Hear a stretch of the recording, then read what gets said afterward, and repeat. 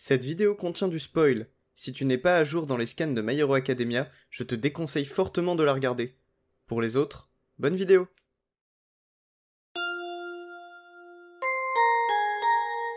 Bonjour à tous, c'est Saliste et on se retrouve aujourd'hui pour la review du chapitre 316 de My Hero Academia, un chapitre intitulé Le Suivant ou The Next en anglais, et qui reprend directement la suite des événements du chapitre 315 avec l'explosion de Lady Nagant.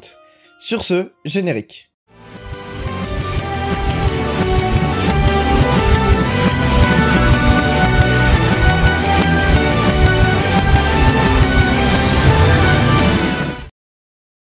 Donc à la fin du dernier chapitre, Hawks attrape Lady Nagant et l'empêche de tomber au sol. On voit que Endeavor arrive également sur le champ de bataille et explique à Izuku qu'il a été ralenti par le fait qu'il pleut et qu'il est moins efficace lorsqu'il pleut.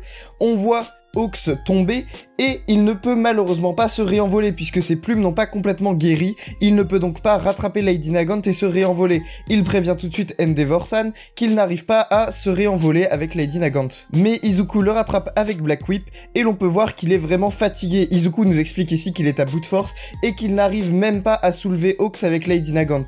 Hawks s'adresse par la suite à Lady Nagant et lui explique qu'il ne comprend pas son choix, qu'il sait très bien que c'est une héroïne au fond d'elle et qu'il ne voit pas pourquoi elle s'est laissée entraîner par All for One. Il essaye donc de réveiller Lady Nagant pour que celle-ci lui donne quelques informations concernant All for One. On voit ensuite sur la page suivante une espèce de lueur au loin qui nous indique que Lady Nagant reprend petit à petit ses esprits. On voit aussi ses pensées et elle ne comprend pas comment Hawks, qui est son successeur, puisse garder cette flamme héroïque dans les yeux malgré le fait qu'il a dû commettre les mêmes atrocités que Lady Nagant. Elle se réveille et dit rapidement à Hawks les informations qu'elle a. Elle dit qu'elle devait amener Izuku dans un délai de 2 mois dans un manoir qui est au milieu de la forêt à Ibori. Elle rajoute également que d'autres personnes ont répondu à l'appel d'All for One et d'autres personnes sont donc commissionnées par All for One pour attraper et capturer Izuku. Elle demande ensuite à Hawks comment fait-il pour garder cette lueur d'espoir dans les yeux, comment fait-il pour garder la flamme. Ce à quoi il lui répond tout simplement qu'il est un grand optimiste. On en revient à Shisaki, donc Overall, qui dit que ce n'était pas le marché qu'ils avaient conclu et qu'il est en train de se faire embarquer par les héros. On voit d'ailleurs Endeavor qui a attrapé Shisaki dans le dos et qui l'a capturé. Shisaki explique alors au héros qu'il veut aller voir son boss et qu'il veut lui présenter ses excuses.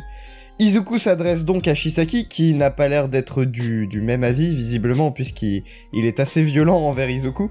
Izuku lui dit donc « Est-ce que tu te souviens de ce que tu as fait subir à Eri-chan ?» Ce qui calme instantanément Shisaki, puisque celui-ci se souvient très bien d'Eri-chan et a besoin d'elle pour mettre au point son plan de réveiller son boss. Il conclut donc un marché avec Izuku, et en échange de s'excuser auprès de Eri-chan, Izuku l'emmènera jusqu'à son boss pour compléter la part du marché de Lady Nagant et de Overall. C'est alors que Papa All Might arrive sur le terrain et se jette vers Izuku. Lady Nagant et Kai Shisaki sont tous les deux emmenés aux urgences par Endeavor. Il est conseillé d'ailleurs à Izuku de faire de même. Hawks lui dit qu'il est grièvement blessé lui aussi. Mais on n'a pas vraiment le temps de les voir aller à l'hôpital que l'on retrouve donc Hawks, Best Jeanist, Endeavor, Izuku, Mount Lady, Dieu Sylvestre et Headshot devant le manoir de la forêt à Ibori. Izuku rentre dans le manoir de manière déterminée avec un flow monstrueux, mais on a l'habitude maintenant depuis quelques chapitres à le voir avec ce design vraiment très terrifiant et en même temps rassurant, je saurais pas trop expliquer, mais il a une aura maintenant qu'il n'avait pas vraiment avant. On est vraiment loin du gamin peureux du début de My Hero Academia. Mais bon, je digresse. Alors, il arrive dans ce manoir et dit que ni All for One ni Shigaraki ne sont prêts à s'emparer du One for All. Donc ici, il est confiant puisqu'il se dit que peu importe contre qui il tombera, il sait que la personne en face ne sera pas capable de lui voler le One for All. C'est alors qu'un hologramme de All for One apparaît à la même manière de l'hologramme d'All Might lorsque Izuku a été accepté à Yue. On dirait d'ailleurs que c'est exactement le même dispositif. On voit ici qu'il avait tout prévu puisqu'il explique à Izuku que s'il voit cette vidéo, c'est que Lady Nagant a craqué et lui a tout révélé. C'est donc qu'il a réussi à lui soutirer des informations. All for One, encore une fois, se vante d'avoir une longueur d'avance sur les héros et dit à Izuku que de toute façon il n'a pas forcé la main à Lady Nagant et que c'est elle qui a fait son choix. Bref, on a l'habitude, All for One se lance encore dans un monologue à rallonge sur la société, sur le fait que les héros ont tort, que lui il a raison, bref, vous connaissez la chanson, hein, c'est All for One, il fait tout le temps ça, et à la fin de cette fameuse page où il a commencé son monologue, il dit à Izuku qu'il s'est engagé sur un chemin bien éreintant, donc un chemin compliqué. Il lui explique ici indirectement qu'en étant le successeur du One for All, il s'est engagé à perdre finalement, et conclut sur le fait que lorsqu'il était emprisonné, il pensait à Izuku tout le temps et que All Might ne l'intéresse plus le moins du monde. Enfin, il conclut sur la dernière page par tuer le suivant, ici référence très évidente à ce que All Might a dit à Izuku juste après son combat contre All for One, où il le pointe du doigt à travers l'écran et dit tuer le suivant. All for One ici répète exactement le même pattern, pointe du doigt Izuku à travers un écran et lui dit tuer le suivant, sauf que cette fois-ci le manoir explose à la tronche d'Izuku. On sait que dans le manoir il y a au moins Endeavor et Izuku.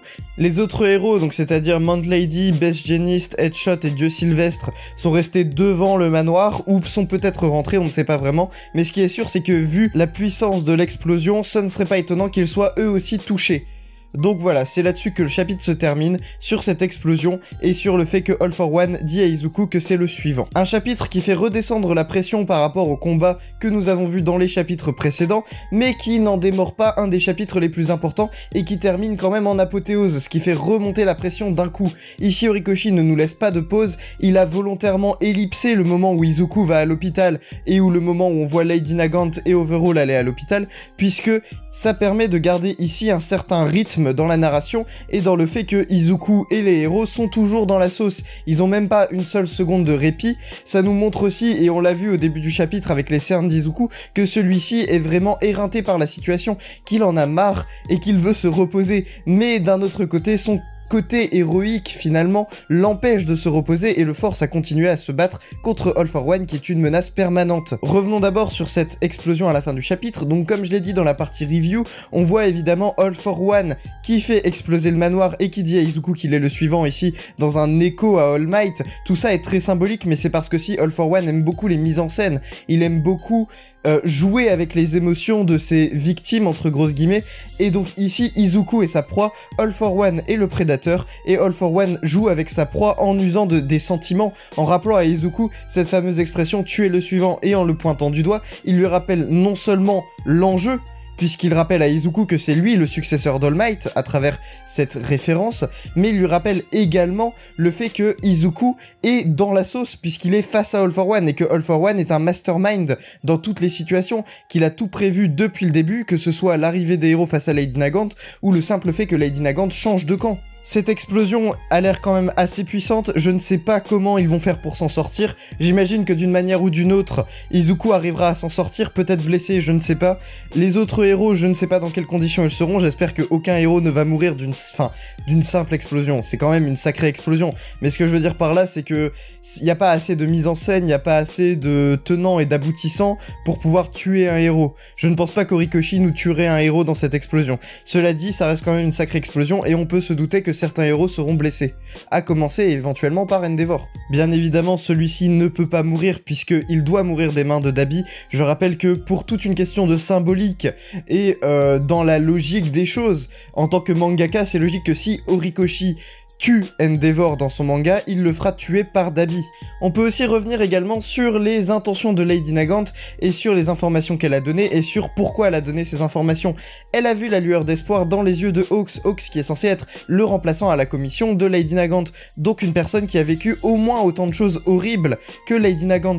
Du coup, celle-ci ne comprend pas comment il fait pour garder la flamme dans ses yeux. Autant pour Izuku, elle aurait pu comprendre puisque, comme elle le dit elle-même, c'est un produit de cette société héroïque et il ne connaît pas les tenants et les aboutissants et l'envers du décor de la société héroïque. Il ne connaît pas ce que Lady Nagant a dû faire subir à d'autres héros ou à certains vilains qu'elle a dû tuer sans même parfois certaines preuves manquantes ou rien qui ne justifiait de tuer un vilain. Elle a dû tuer certains vilains dans ces conditions-là et comprend un peu le fait qu'Izuku soit assez niais par rapport à toutes ces notions-là, mais elle ne comprend pas pourquoi Hawks, lui, garde cette flamme dans les yeux, cette lueur, puisque celui-ci a dû tuer des héros et peut-être même certains vilains, comme Lady Nagant a dû le faire par le passé. C'est en voyant que Hawks a gardé cette lueur d'espoir qu'elle s'est dit qu'elle pourrait avoir confiance en ses héros et donne l'information donc de la position de All for One selon elle, bien que ce ne soit qu'un piège depuis le début, mais je ne pense pas que Lady Nagant était au courant que ce soit un piège. Bref, on peut aussi revenir revenir rapidement sur la promesse de Kai Shisaki, donc Overall,